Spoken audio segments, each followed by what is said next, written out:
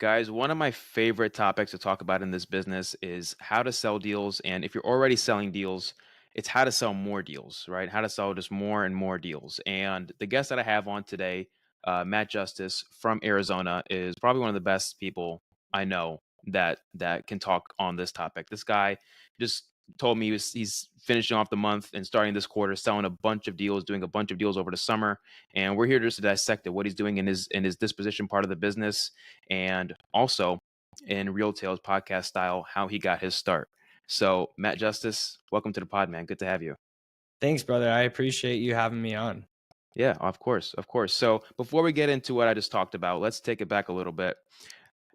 Before you were in real estate, tell me how your life was like, and then how did you learn about wholesaling, and what eventually got you into the business? Yeah, so before real estate, I was a confused little kid that just came out of college. I just graduated. I graduated with not knowing what I wanted to do. I came out of college more confused than going into college. And so now that I have this degree, I'm like, man, what the heck do I do with my life? And so I just took like about a month, 2 months to kind of just sit in my thoughts and think.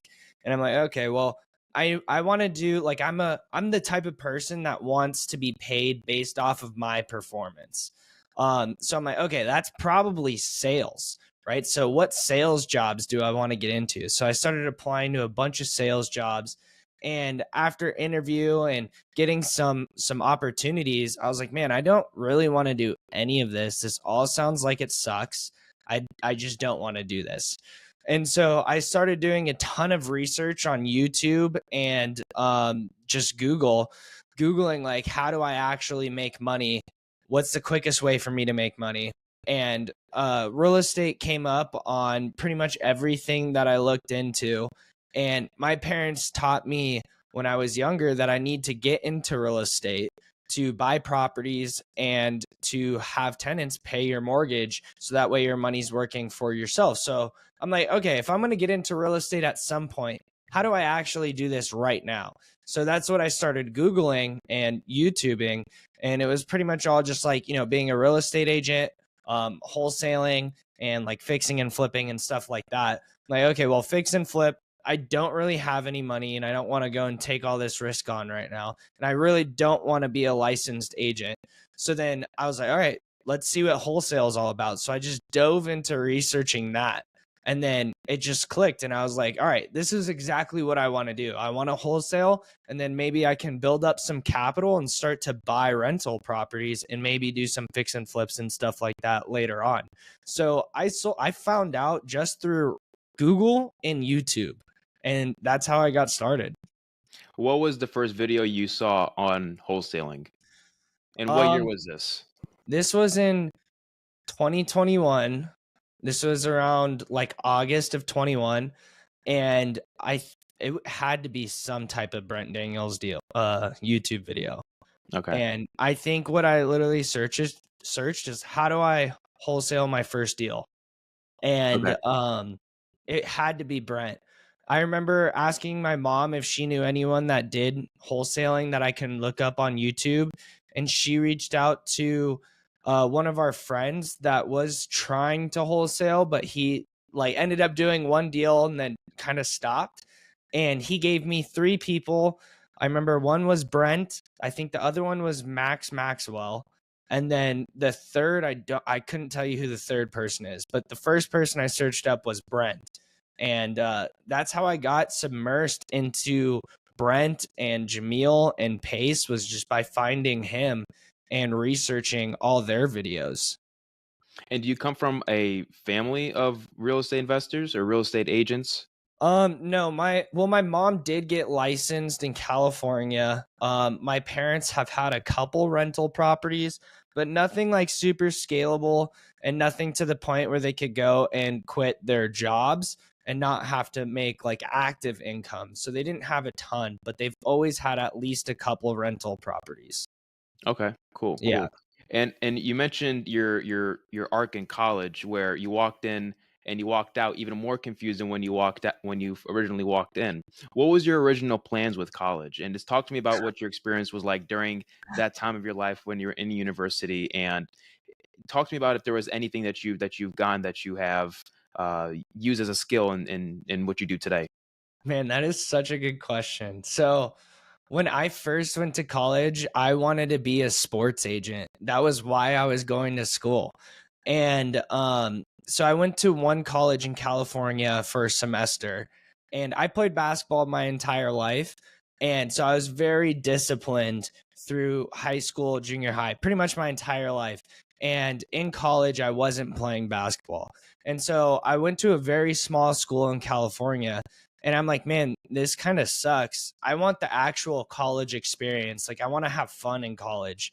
And so I decided to transfer to the University of Arizona. And so I started in a business major because they didn't have sports management major.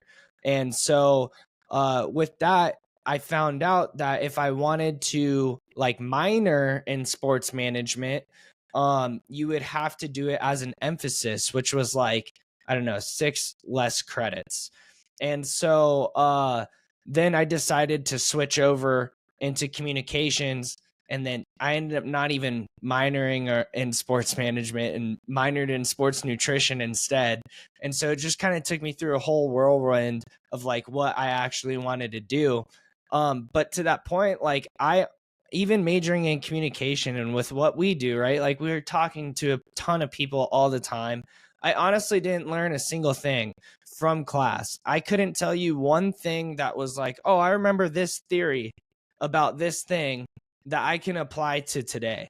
However, going to school, I think, was very important because it taught me other things about life in itself. That, like, one, how do I actually live on my own without my parents? And then, two, I came to a state where I didn't really know anyone, especially in this city. I didn't really know anyone in Tucson. So now I have to go and make friends in a place that I don't know a ton of people. And I was already kind of introverted in itself.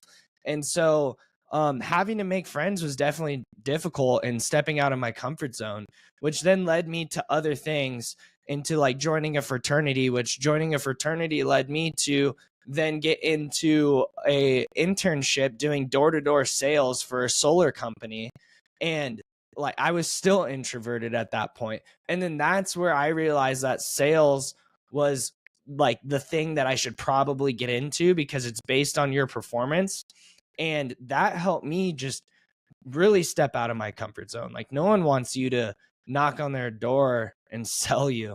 You know, like you're stepping into someone's private space. So that's very difficult. So that gave me a huge mindset shift in talking to people in general, And that was really what I got from college, was learning how to make friends, learning how to actually live on my own, and learning how to talk to people. Yeah.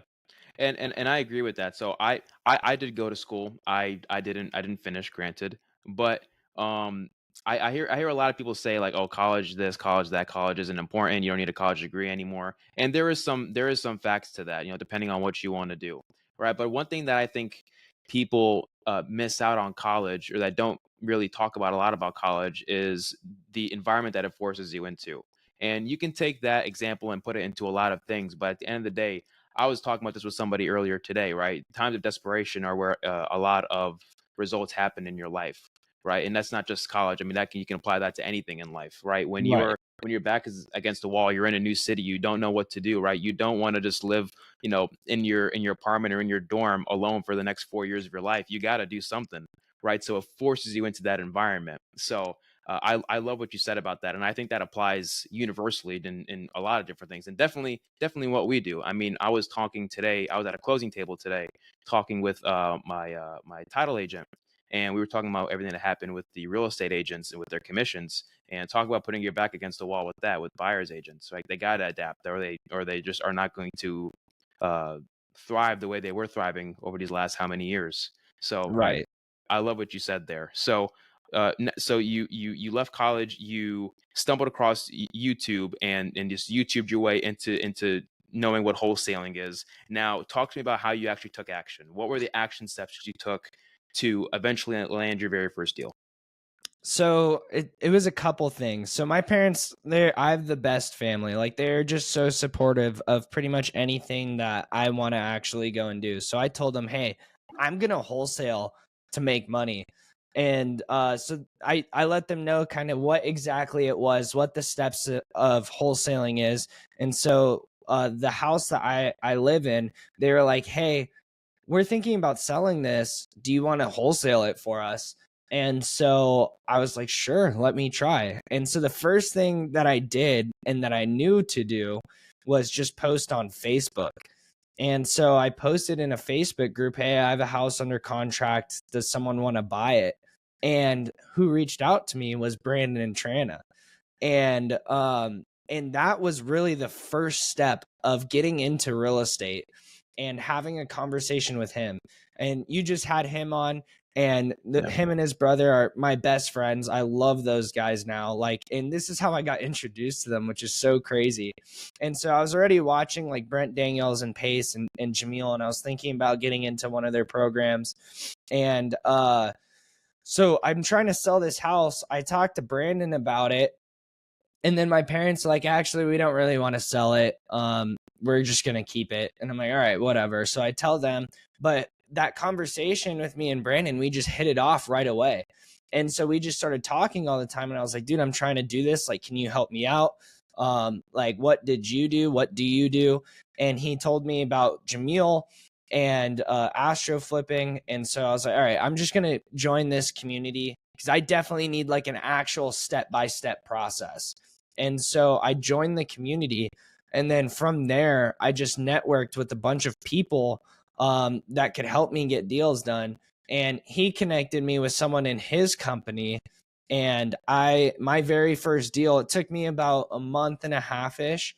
And it took me from like, because that first point of really taking action, like just sitting on the phones and like sitting and really trying to do deals was September 1st.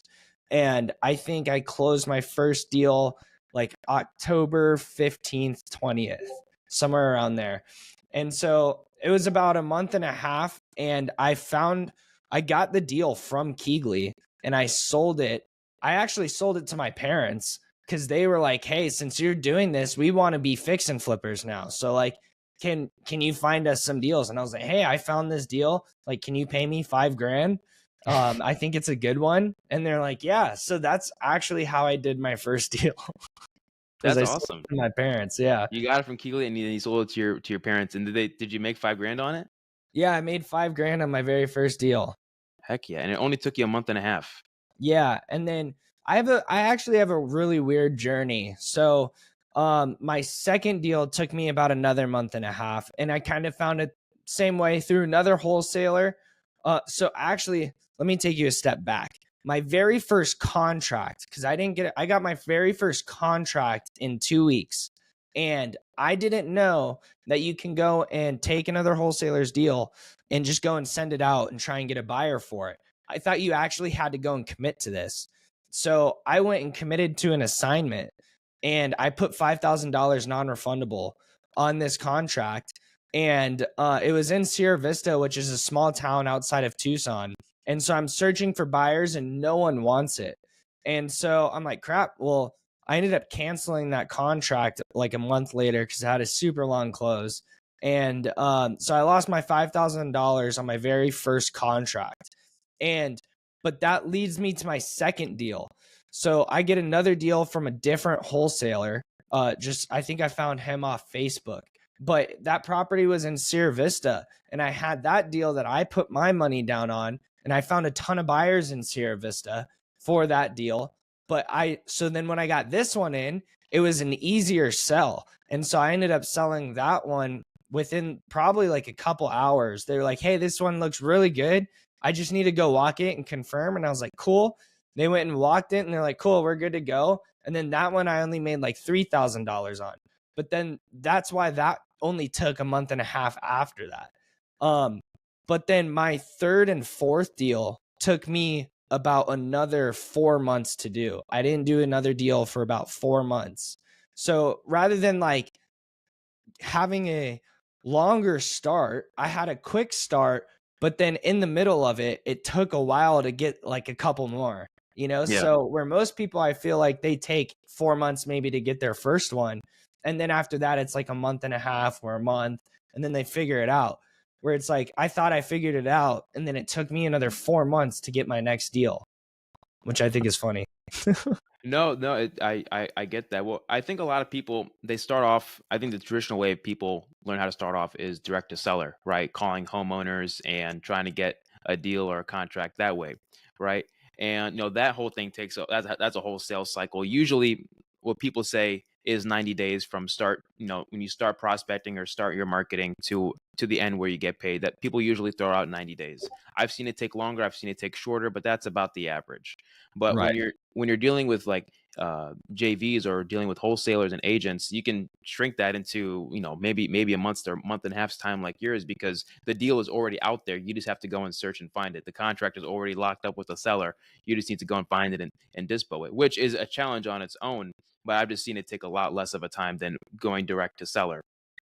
And so how is the actual process of doing that? So are you just like going? I know you said you got your first deal from Keekly, which is a big dispo company, right? They probably like, maybe sent you an email. Are you just going through emails and just finding who has deals, or like how did you start off finding opportunities? So a lot of it was from Facebook groups and connecting with other wholesalers in Facebook groups. That's where the majority of it started. However, I didn't really do any deals from what people were posting on Facebook. Like this is a relationship game, you know? So that first deal that they go and post on Facebook, I wasn't able to go and get sold, or it wasn't a good deal. I didn't go and shop it out, but I just wanted to grow a connection with that person. And so I grew a lot of really good connections, which has built up over the years. And now they send me opportunities and we text each other opportunities and stuff like that.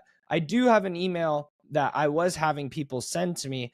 But when I first started, my thoughts were if it's on the email blast, there's like a very great opportunity that I cannot sell this. I don't think I will be able to sell this. So I was trying to find stuff through text message, calling, and before it hit email blasts. However, I realize now there's a ton of opportunity on people's emails blasts. Some people are just not really good at texting or calling, and they'd prefer to only send out deals via email and then want you to hit them up.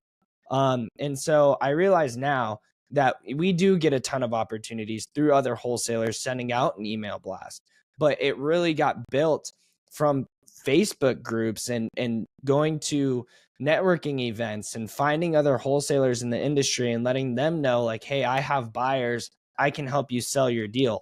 And it's funny because at first I didn't really have other buyers. I only had maybe a handful of buyers and a couple other dispo wholesalers. And so they would help me sell deals too. But it all got built through Facebook originally, then going to networking events, then figuring out other ways to go and find other people through, skip tracing and looking up tax records. And then other people, your name gets out there and people start to refer you, or all of a sudden they start to friend request you on Facebook or follow you on Instagram, and people hear what you're doing. And so that's how it built throughout the time, was just going and getting your name out there, posting on your story or Facebook saying, hey, I could go and sell deals if you guys need help. And people recognize that and want to go and actually do business with you. I love that. So it all started through the Facebook groups, and the key thing was building the relationships, right? It wasn't just Yeah, texting people on Facebook just about their one deal. It was cementing a relationship and then having a period of time where you follow up with them to exactly. eventually build more relationships. So how give me some tips on like how somebody can really stand out from other people that are messaging these wholesalers, messaging these agents, and really build a close relationship to the people that have these deals. I think the thing is that a lot of people, especially when you're first starting, you're so focused on the deal, and that should be your second thought, if not like your last thought, right? Like you should really be focusing on this person. Like, how can I help and serve you? How can we actually become friends? I've met my best friends in this industry just from networking, and then we happen to do deals together, and it's like if you focus on that relationship, you're going to end up getting deals. So focus on that. Focus on asking for advice and talking to people and seeing the strategies that they're doing. And then deals will end up happening because you're surrounded around it. And that's just kind of what's going on. So it's like most people are like, I just want the money. I just want to do a deal. But at the end of the day, that's not what really matters. What matters is building friendships, building really good relationships, and figuring out how you can actually go and help people. And when you have that as your first thought, you're going to end up doing deals and then end up making money. So it's about changing the thought pattern of what you're actually going after. When you go after the relationship, deals and money will be made later on. And you're doing it now with people that you like and that you're friends with, which makes it even better. It's the best feeling in the world to make money with your friends. Oh man, like the Trana brothers, bro. Like I don't know if they said it on your podcast and that you're about to drop that episode, but we went to Europe for 2 months and we're Yeah. traveling around a different country and we did 4 deals together while we were gone. And that was the best feeling ever. I'm traveling around the world with my best friends and making money with them at the same time. Like there's nothing like it. That is incredible. That's incredible. They didn't tell that on the podcast. They told me that in private, but just the fact that you guys did that is that's like a goal. That's like a vision board type thing. You gotta hang up. Right. What? So paint the picture for me. Other than selling people's deals, what else are you doing to help them out? Because to your point, just to expand on your point of building that connection first, what are some of the things that you went out of your way to do for wholesalers, agents that's just solely helped you build the relationship, not just sell their deal?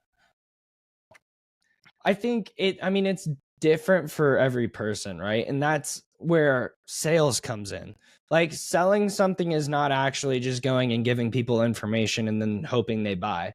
It's about asking them questions and seeing what they actually need. And that's the same thing with wholesalers and with real estate agents. You need to ask them questions to see exactly what they need, whether it is in their business or in their life or just some advice. Or sometimes people just want someone to talk to and vent to, and it's like if you could be that soundboard and then it's like they just know who you are and what you do, they're going to end up coming to you for help when they have that deal that they want sold. So it's Hmm. just about really genuinely trying to build a connection with people and genuinely caring and wanting to hear what they say and what they need. And then when you figure out what they need, whether it is within real estate or not, and if you can actually go and help, like, dude, there's so many times where I'll find other people in other industries or or in a different market because we only focus on Arizona, and I'll just go and pass off connections. And that's like the same, it's the same thing. People need help with this thing. And I know someone that can possibly help. Like, hey, bro, here's this person. They can go and do this for you. So it's like passing off your resources to go and help other people to do what you can to be able to get this person to get that feeling of whatever it is that they need help with off their back. I love it.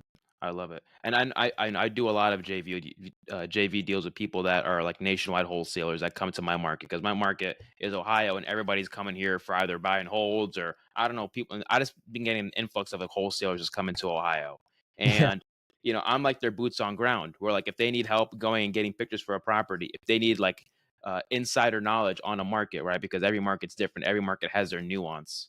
I'm the guy that they go and talk to about that. So it's not just about once the deal is under contract, it's also about, okay, how can we make sure this is number one, not a waste of time, and how can we actually get that contract closer to a signature? Because getting the contract signed is just one part of the sales process, right? If you're dealing with the Yeah. homeowner, you got to go and see it. You got to make sure that number one, it's a deal, right? If there's like issues, within the seller or the sellers, dealing with that's something a boots on ground can help with as well. So there's a bunch of things that you can do to help with just building that relationship and just providing value. Totally, bro. It's like there's wholesalers that do deals in Tucson that may live in Phoenix or somewhere else. And they're like, hey, man, we're about to get this property under contract. The seller just wants to shake hands with someone. Can you just go and say that, we work together and that you're helping me out in Tucson? I'm like, sure, yeah, I'll do that. Or like, hey, can you go and take pictures for me? I need pictures for this property. And I'll give you 24 hours on this before we start blasting it. It's like, cool, heck yeah, I'll go and do that. And so it's like I'm also going to provide value for this person in other ways. And then they're also bringing it back. It's always like you're just reciprocating whatever Yeah. it is people are putting out there, you know?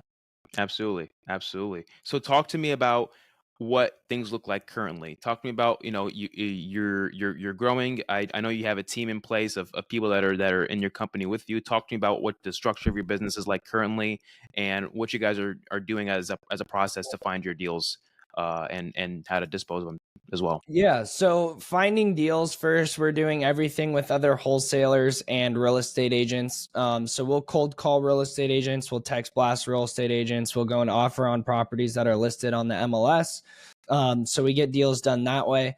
Wholesalers, obviously, just from getting our name out there, now we're just getting even more opportunities. And so people just know that we can go and help them sell deals. So we have wholesalers that'll come to us asking for help to sell their deal. And right now we have 3 acquisition people. So they're the ones just all looking for the deal. And then I have 2 disposition people. So they're going and actually selling all the opportunities that we get in. And then a transaction coordinator. And that's really all you kind of need in a market, I think, is a couple acquisition people and a couple dispo people to really get a ton of volume done. And so right now we're doing a ton of volume. We're selling anywhere from about 3 to 5 deals a week on average. And I think right now we just crossed over like our 105th deal for the year so far. So the team's just absolutely crushing. And I think a big thing too with being a leader is like you got to go and actually show them that the system works. Like they just have to go and put the system to place. You know, they got to just go and do the thing, and then it's going to end up working. So it's definitely been a lot of time of showing them exactly how to go and do it and that it works for them to actually go put it into play to go and get deals done. I love it. I love it. And so 3 acquisitions managers, what are they? Each have separate roles in different types of acquisitions, or are they all focused on doing the exact same type of sale? Yeah, that's a good question. So I'm the type of person that I think like I will give you the opportunity to go and kind of do what you want because everyone is good at something else. Like I'm good at talking to real estate agents, but I wasn't great at it. I was great at talking to wholesalers and dispoing their deal. And so it's like I give my acquisition people both strategies. Hey, if you want to go and talk to wholesalers, you can. If you want to go and talk to real estate agents, you can. And so it's like I give them the opportunity to go and do that. And then they kind of figure out which one they like more. Like I have one person who really likes talking to wholesalers and will do a couple agent deals. And then I have another person that only has a couple wholesalers that send him deals, but he does way more agent deals. And then the other person I just brought on about a month ago, but she's like, I just want to talk to real estate agents. Like, don't really, you could send me a couple wholesalers, but that I don't want. I'd rather do deals with agents. So everyone is different. And so you just got to find the person that you like to call, you know, and that could be a real estate agent, that could be a wholesaler, that could be buyers, that could be sellers. You know, there's so many different people in this industry. And if whoever you like to pick up the phone and you're motivated to go and pick up the phone and talk to those people, that's who you should focus on calling, you know? And so that's pretty much what I go and tell my people. So they have the opportunity to go and do both. I love that. And how long does it usually take for somebody to really find their groove and what they really want to do, whether it be calling agents or wholesalers? You know, I really love the 90-day thing. Like I kind of live by it. But you know, you could go a month in and you have to really analyze though. Like, okay, do I not like this because I haven't done a deal or do I actually like genuinely not like talking to this type of person? You know, like especially if you give yourself or if you decide that you don't want to do it before 90 days, I think 90 days is a great mark to figure out if you actually like it because you should have a ton of volume out by then. And so if at that point they're like, I don't really like this and I haven't done anything, I don't feel like I've made any progress in it, it's just not fun for me, then it's like, okay, cool, go and try and call someone else. Or you could still go and try and do, I don't recommend people going and doing it like direct to seller and also going direct to agent and also talking to wholesalers. Like that's a lot, you know, Yeah. with agents and wholesalers, they're very similar conversations. I call them both the referral model. And so those are like the same kind of follow-ups. It's like, hey, do you have any deals I could take a look at? where a seller, you're not saying, hey, do you have any deals I could take a look at? You know what I mean? Like that follow up is completely different. That outreach is completely different. So with the referral model, you can go and reach out to both. And then within 90 days, you should be able to figure out, I really like talking to this type of person, and I really don't like talking to this type of person. Or like, for example, like one of my guys, he's like, dude, I love talking to agents, but like I have good relationships with these like 2 or 3 other wholesalers. So I'm just going to focus on these 3 wholesalers and just keep trying to build my agent database. Like that's perfectly fine too. So it's like you'll figure it out by just going and taking action and giving yourself some time on what you actually like to do. I love that. And then on the dispo side, how are you, because you have two dispo people, how are they splitting the deals that they are selling? Like how do you tell dispo agent one to dispo this deal, and then you know what I mean? Like how are you separating the roles, and how are you, I guess, giving each enough to dispo? That makes sense. I mean, we get a ton of inventory in Arizona anyways, so it's kind of, Right. honestly, it's just a free for all. It's like you guys got a race, Okay. which is also a good thing because now they're trying to go and lock a buyer in as soon as possible, which actually gives that buyer urgency to then go and deposit earnest money. Where it's like when you go and call a buyer and you're like, hey, my partner has someone that's super close on this. Like, what are you thinking? Like, we need to know kind of soon. And you don't have a partner. It's like, all right, are you bluffing? You know what I mean? And it's Yeah. like when you actually have 2 people and they Oh man. actually have 2 people that are close on it and you say that, someone's going to end up selling it. And it's Hmm. like that we live in a world of abundance. And that's Yeah. something that we tell them too. So it's like not every opportunity is going to be for you, even though you may be close on them. That's great. But we're going to get another opportunity that you could get to that same buyer. I love that. So both of them will essentially be marketing at the same time to their group of buyers, and then whoever sells it first gets the deal. Yep, pretty much. Love it. Love it. Okay. And so uh with salespeople, right? And acquisitions and dispositions are both kind of combined in this because they both are salespeople, just different selling. How do you how can you tell that someone is good at sales? Like when you're looking to bring somebody onto your team, what are you looking for? Whether it's key characteristics, key experiences in life, even that you see that makes a good salesperson, or somebody that makes you that somebody that you really want to hire for your team. All you're really looking for someone that will be good in sales is just mindset. Like Yep. how you can't teach hard work and mindset. Like those are the 2 things that you need. Like can you get no told in your face 100 times a day to then maybe get something sold in about a month or so? And it's like if you have a person like that on your corner that's ready to go and get told no 100 times a day over and over and over and over again to maybe know that they're going to get something in about a month, like maybe, then that's the person that I want on my team because that opportunity will 100% come. And with what we do, this is all just a game of momentum. So it's like once you get that one and then you get that second, the next ones are just going to get easier and easier and easier. So I'm all I look for is mindset. I don't care what qualifications you have. I don't care what your background was. How like what do you actually think about things? Are you persistent?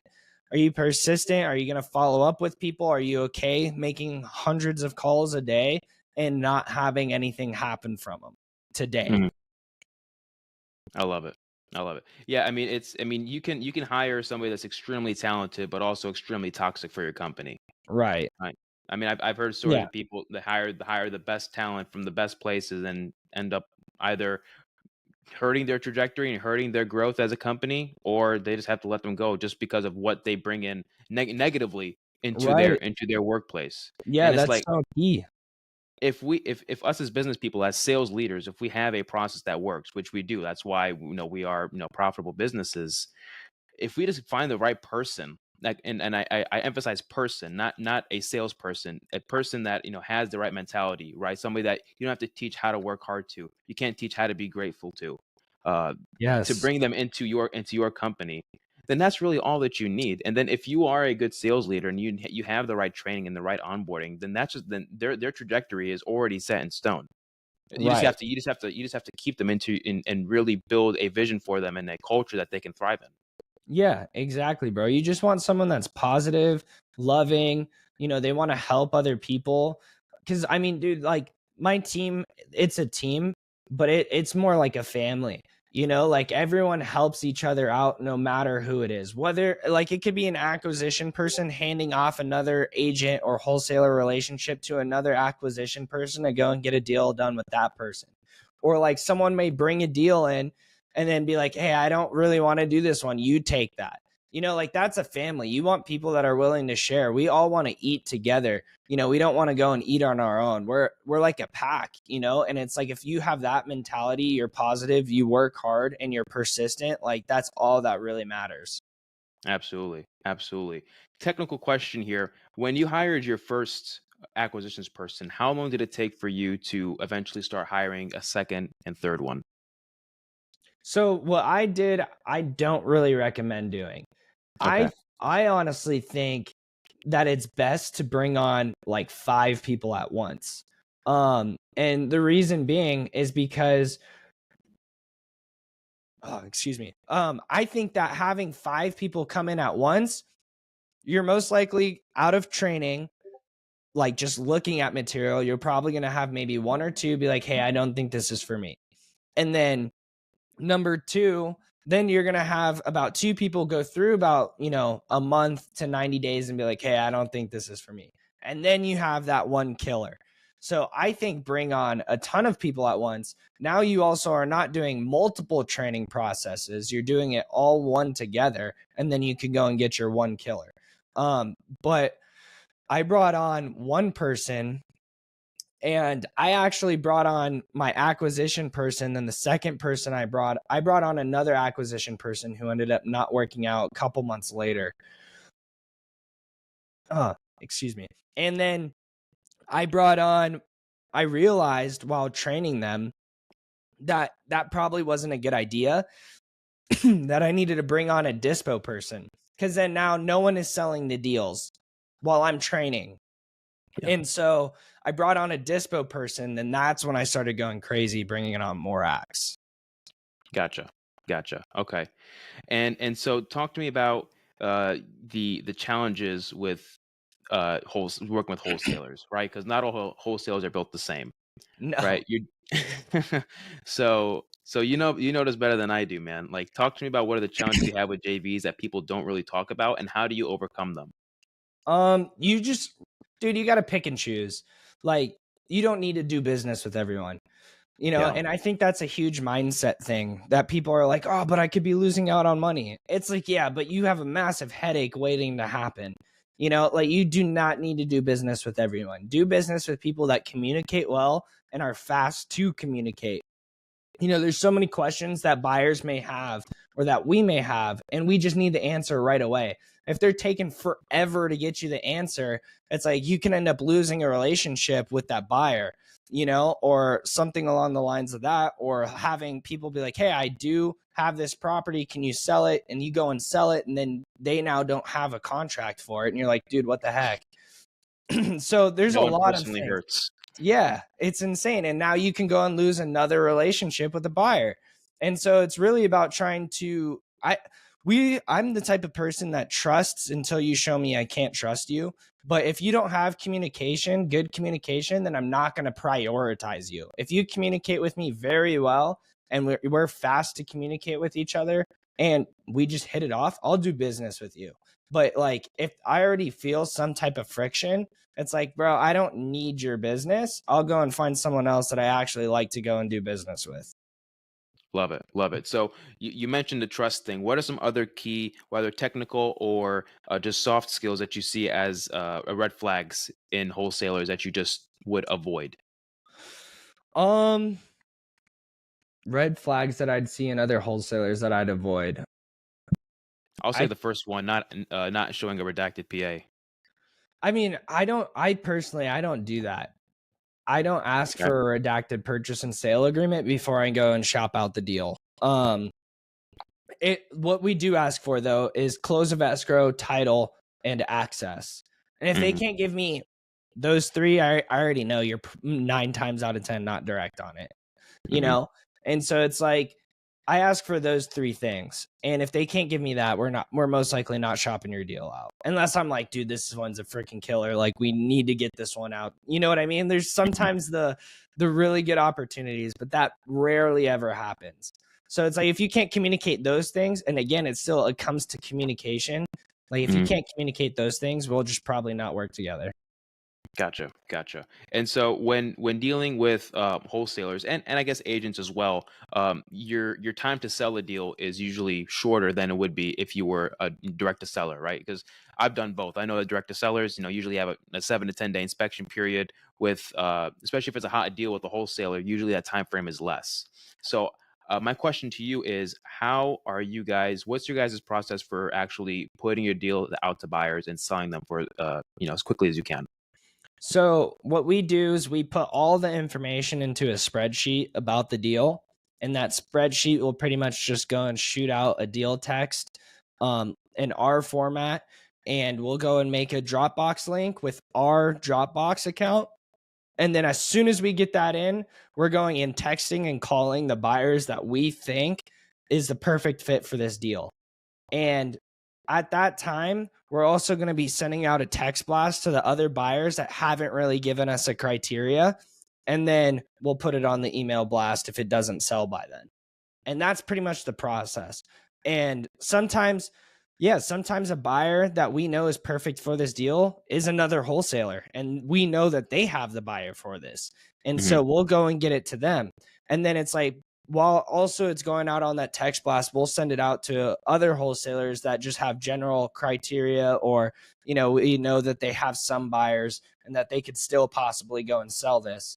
But the goal is to try and get it to the buyer that we know is perfect for this deal first. And so that has to be a text and a call, not either or. It goes both. You call them or text them first. It doesn't matter, but you have to do both. Got you. And are you texting? You said is just your VIPs first, or are you texting or your people that are more suited for the deal, and also all of your other buyers that don't have a specific criteria, or are you separating them in different timelines of the sales Um, process?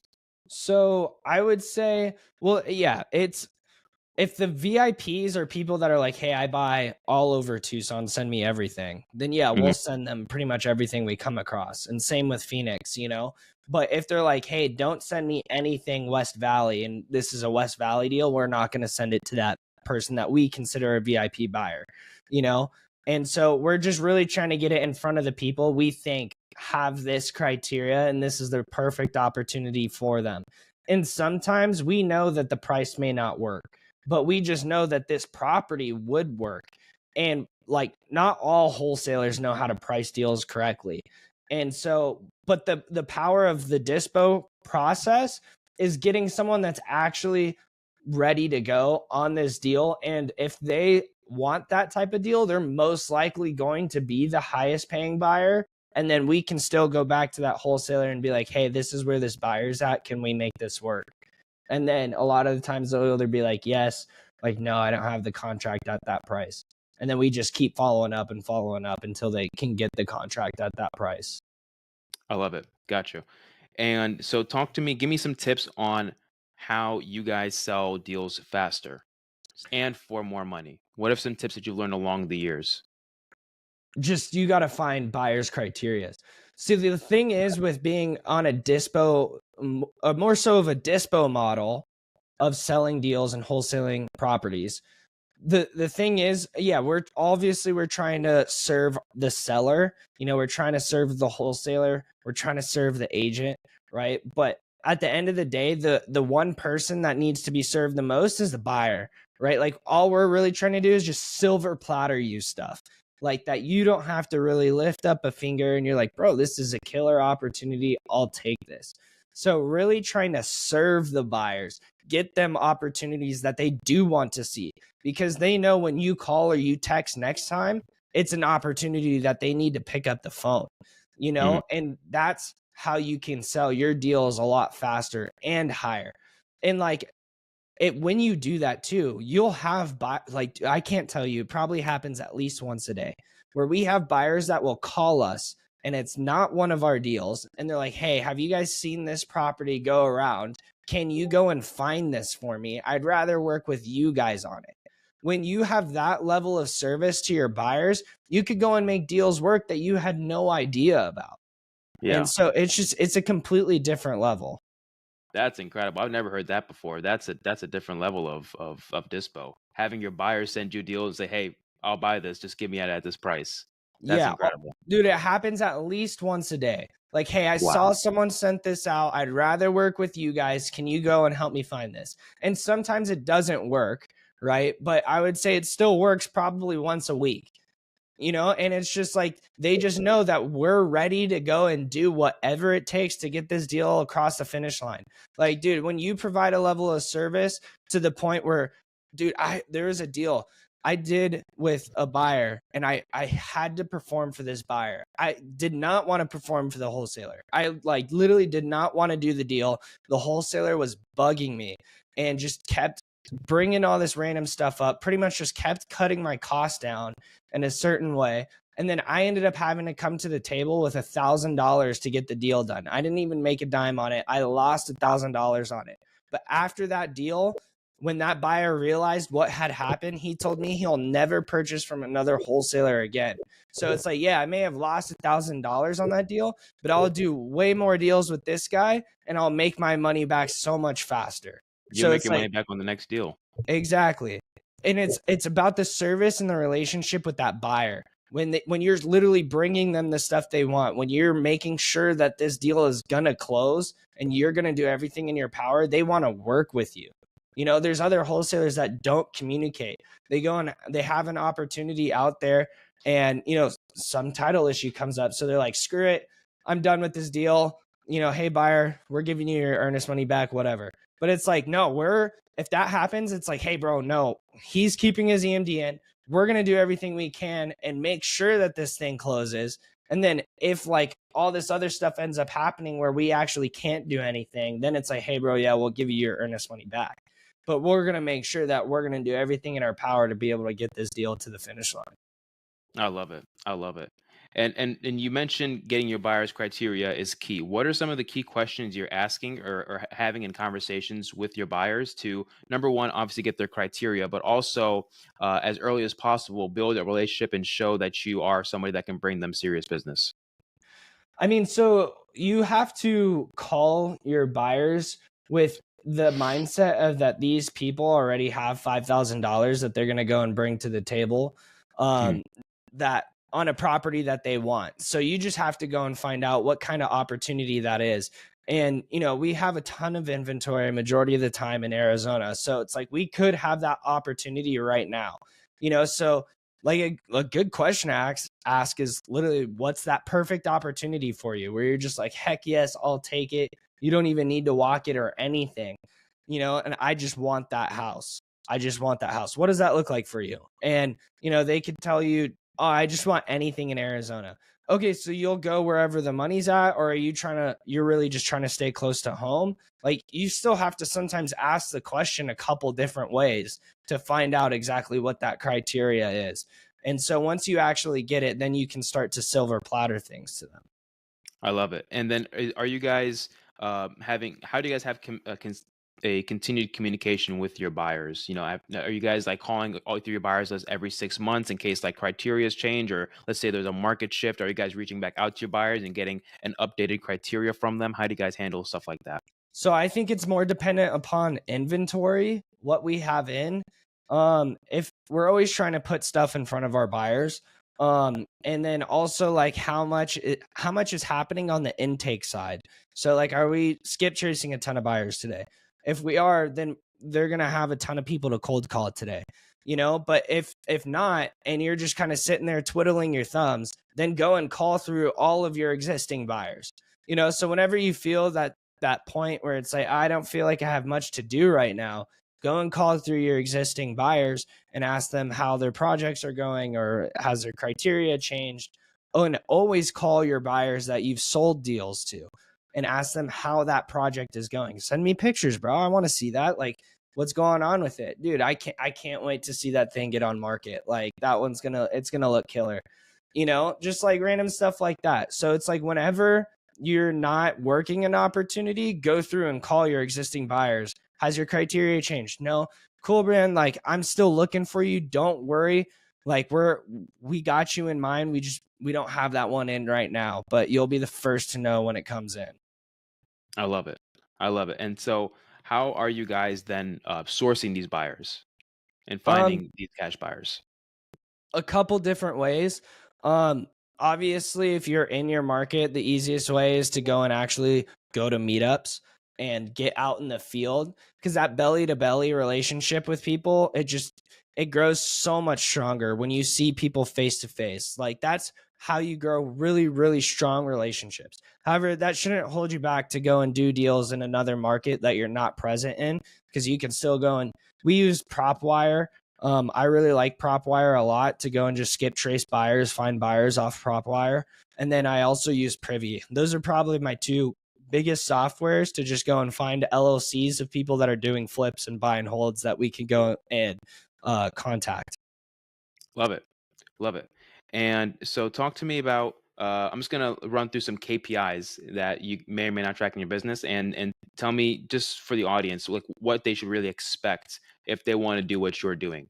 So if somebody wants to go and start talking to real estate agents and they want to start building a funnel of agents, how many agents should they be contacting either on a daily or a weekly basis when first getting started to really see deal flow starting to come?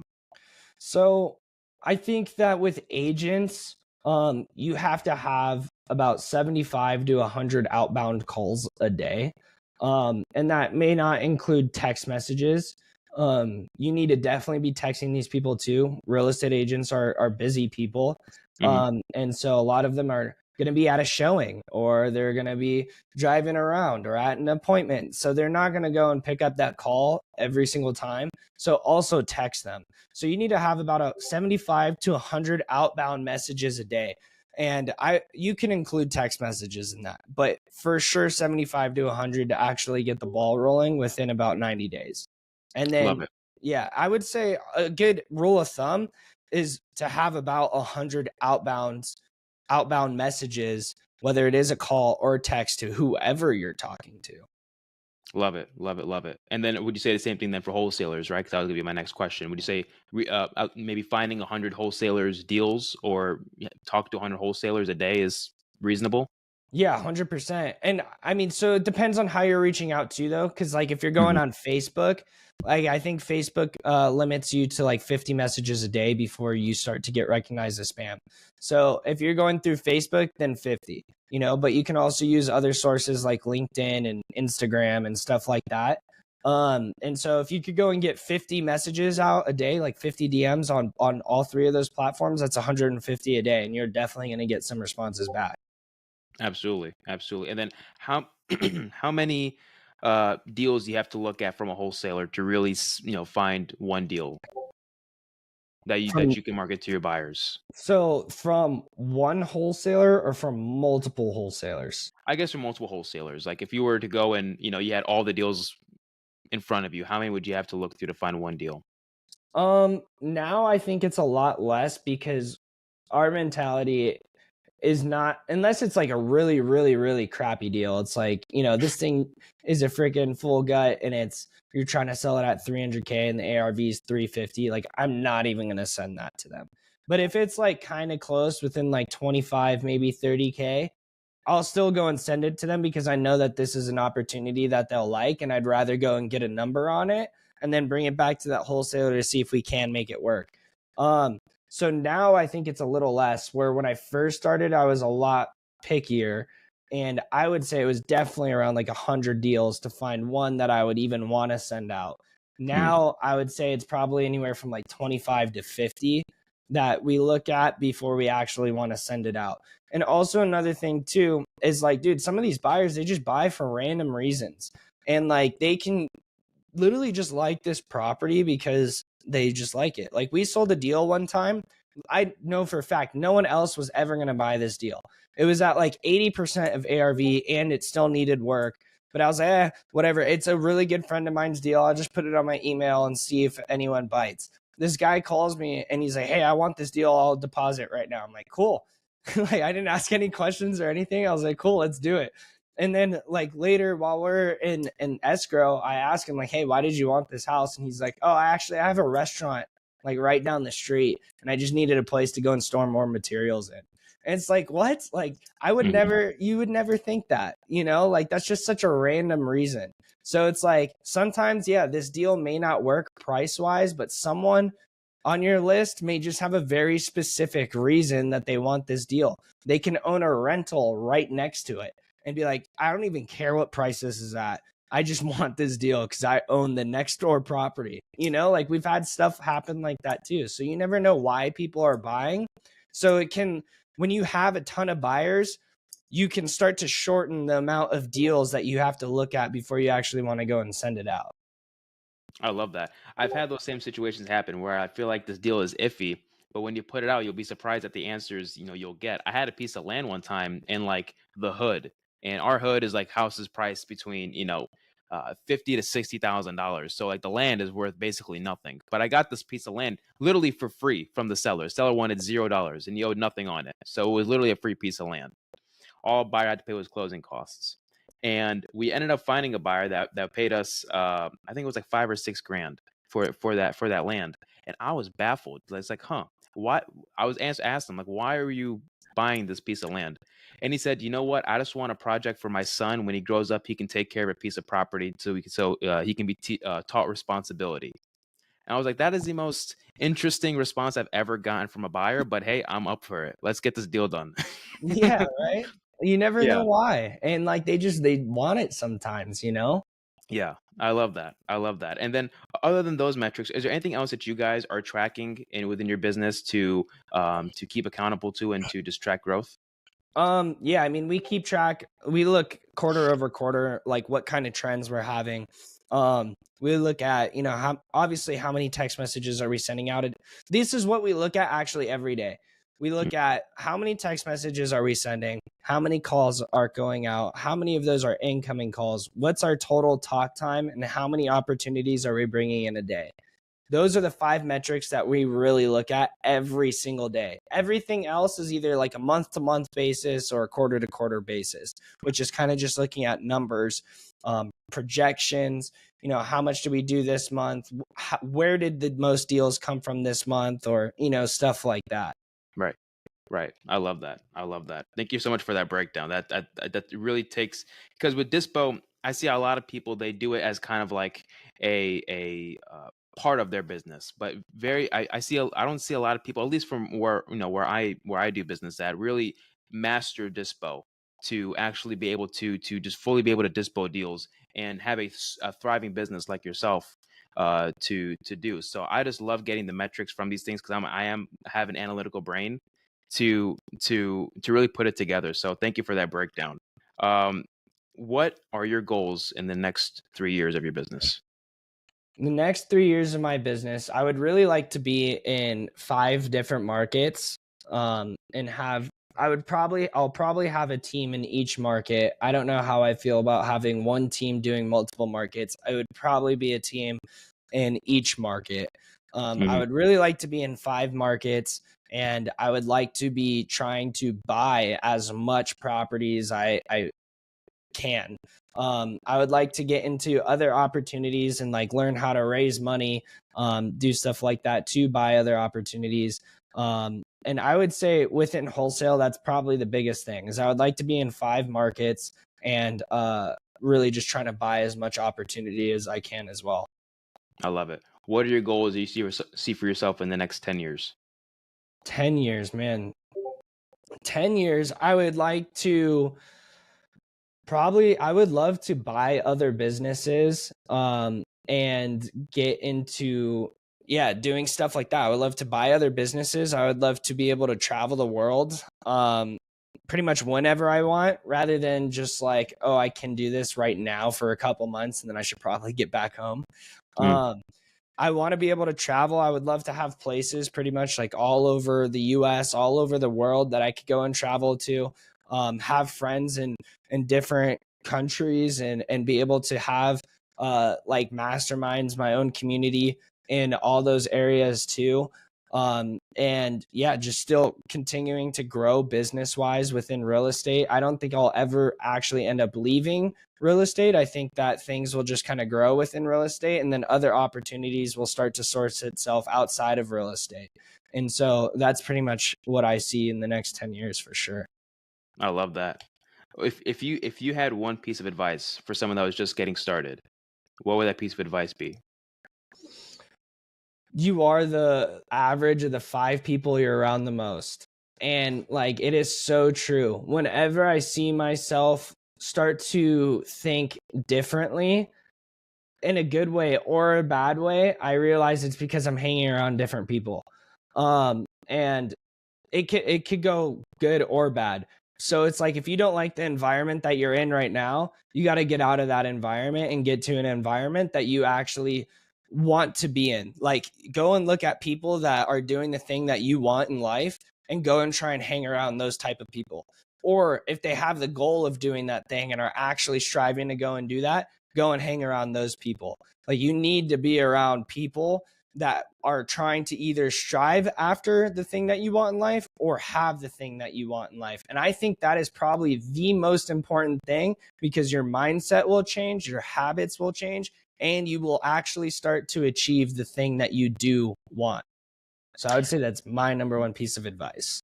And I agree with that 100%. How do people find people that are on the same path as them? Bro, I mean, with social media nowadays, it's actually so much easier than people think. Like, you just got to go and reach out to people on, you could go and reach out to people on social media. I think also a great place to meet people is the gym. Like, these people are obviously there trying to better themselves. So go and just talk to people at the gym. And like, you don't have to go and have a 30-minute conversation with someone at the gym. Like, you're obviously there to go and work out, but like a 2 to 3 minute conversation today and a 2 to 3 minute conversation tomorrow, and then the next day and the next day and the next day, you're going to have a lot of talk time with this person and end up actually knowing what they're doing, what their goals are, and can become friends with people from the gym. I think the gym is a great place to go and meet people. So I mean, stuff like that. And also obviously like networking events, like just go and look up events for stuff that you want to do. I love it. I haven't heard that answer before on the podcast, the gym, but I do agree with that. I do see that with myself. A lot of the more interesting people that I've seen, I've met at the gym coincidentally, right? And people that would just vibe with weren't necessarily in real estate, right? They had their own goals in life, and they were doing big things in their own endeavors, but all came from the gym, which is a good reason to invest in a really good gym. For sure. And like, go early, you know? Yeah. I had this thing with my friend. We used to go. Trying to train myself out of being a night owl, and I'm having a very hard time doing that. I used to go to the gym. I tried to go to the gym. I did it consistently for about a month, going at 5 o'clock every single day at the gym. And what I found was, and I would say this to my friend that I would go with, at nighttime, you'd see a couple nice cars, right? You might see a Tesla, you may see a Benz, you may see, whatever. When you go in the mornings, that number just multiplies by like 2, 3 times, right? It's like you see 10, BMW, Benz, all, whatever nice car you think, that you want, it's there. Uh, and I was joking with my friends like, "Hey, man, look, this is the money time. This is where the people with the money go to the gym." And we could literally see it, like the proof was right in front of us. Like we'd walk in and like there's all these nice cars. Like, oh shit, I talked about wanting this car. It's right in front of me. And this guy goes to the gym at 5 o'clock in the morning. That should tell you something. Right. And like, yeah, they all got busy lives. So they're trying to go and do that before they go and get into their other things. Exactly. Exactly. If you could give one piece of advice to yourself, if you can go back in time to when you first got started, what would that piece of advice be? I think I think that would just be like, try to filter your thoughts more, or unfilter your thoughts. Like, there are so many times where I would go and look at this list. I'm like, oh, this person wouldn't sell. Like, this person's not going to answer the phone. Probably shouldn't connect with this person. And not that I wasn't making calls, like I was still going and connecting with people, but you never know who you're going to end up talking to. So it's like if you can actually go and unfilter your thoughts to the point where you just immediately go and take action, you're going to get a lot further ahead a lot quicker. So just you like not having that limited mindset, you don't really know what's actually going to happen. You just have to go and take that action to go and find out what's actually going to happen. I love that. I love that. Matt, it was an absolute pleasure having you on the pod, man. I mean, I think we covered a lot. I think you added a lot of value to the people that are going to watch this, man. So thank you very much for coming on, man. Before we go, is there any last words? No, dude, I just want to say, like, I really appreciate you having me on. This is such a blessing that, we've been able to connect to and see each other grow in different areas. Like, this is one of my other favorite things about real estate is meeting other people, young hustlers like yourself, that are absolutely crushing it somewhere else, and us being able to collaborate and talk about things that work for one another. Like, dude, this is just such a blessing, and I'm super grateful for this. And I just want to say thank you for having me on. Man, the feeling is reciprocated, man. And likewise. Thank you so much for coming on. Where can people find you? Instagram's probably the best, and it's just Matthew Justice 22. I recently started posting on YouTube as well, and it's the same thing, Matthew Justice 22. So you can find me on both, but Awesome. Instagram's the easiest way for you to reach out to me. Awesome. And then I'll have both those links, both his Instagram and YouTube in the description so you guys can check them out. Matt, thank you so much. Guys, thank you so much. This was the Real Tales Podcast. Yeah, I'll see you next time. Bye.